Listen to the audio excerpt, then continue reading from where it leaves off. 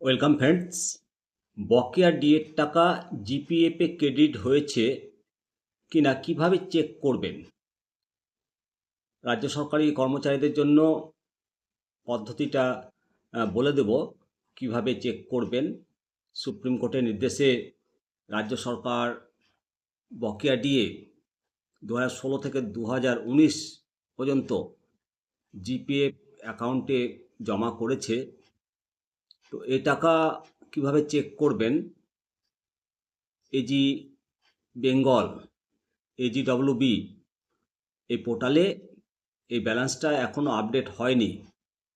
ডব্লিউবিআইএফএমএস এর HRMS portal থেকে খুব সহজেই জিপিএফ স্ট্যাটাস চেক করা যাবে। জিপিএফে বকেয়া ডিএর ওপর মে মাস থেকে 7.1% হারে সুদ মিলবে। কিভাবে আপনি সহজেই নিজের মোবাইল থেকে জিপিএফ অ্যাকাউন্টে ডিএর টাকা চেক করবেন সেটা জানতে হলে সম্পূর্ণ ভিডিওটি দেখুন। মূলত মহামান্য সুপ্রিম কোর্টের নির্দেশের পর অর্থ দপ্তরের নির্দেশিকা অনুযায়ী group A, group B, group C এই কর্মীদের টাকা জিপিএফে জমা হচ্ছে।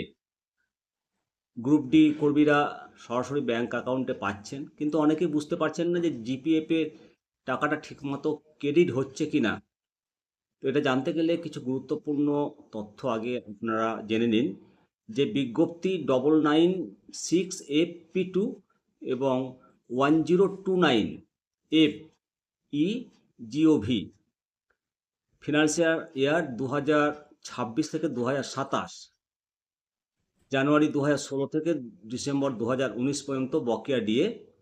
এতে প্রভিডেন্ট ফান্ডে 7.1% সুদ এবং এটি 24 মাসের জন্য লক ইন পিরিয়ড করা হয়েছে।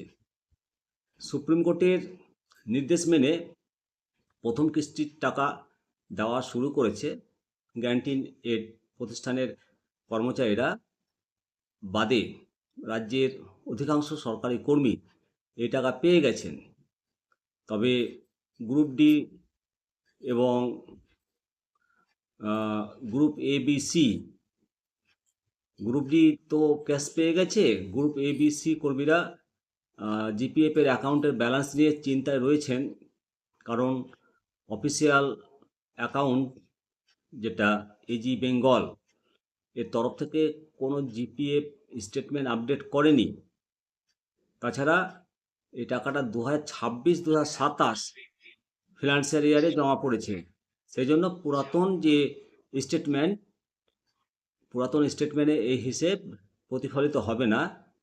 যদিও এজি বেঙ্গল পোর্টালে এখনও আপডেট আসেনি, তবে খুব সহজে আপনারা wbiafs.gov.in এর এইচআরএমএস পোর্টাল থেকে নিজেদের লগ ব্যবহার করে স্ট্যাটাস চেক করতে পারবেন। প্রথমে আপনারা wbiafms.gov.in এই ওয়েবসাইটে গিয়ে ইএসই লগ করার পর নিজেরাই আপনারা জিপিএফ মেনুতে ক্লিক করে রিপোর্ট অপশনে আপনাদের যেতে হবে এবং জিপিএফ অ্যাকাউন্ট স্টেটমেন্ট সিলেক্ট করার পর ফিনান্সিয়াল ইয়ার 2026-2027 সিলেক্ট করতে হবে। স্টেটমেন্ট টাইপের ঘরে ডিটেল স্টেটমেন্ট নির্বাচন করে জেনারেট রিপোর্ট ক্লিক করুন। রিপোর্ট তৈরি হলে দেখুন সেখানে দুটো আলাদা রো রয়েছে কিনা। একটিতে মার্চ 2026-এর যে স্বাভাবিক সাবস্ক্রিপশন এবং অন্যটিতে বকেয়া ডিএর ভাউচার নাম্বার, এরিয়ার ডিএ ভাউচার নাম্বার দেওয়া থাকতে হবে। একই সঙ্গে দেখে নিতে হবে ইন্টারেস্ট ইফেক্টিভ 1/5/2026 তারিখ উল্লেখ হয়েছে কিনা।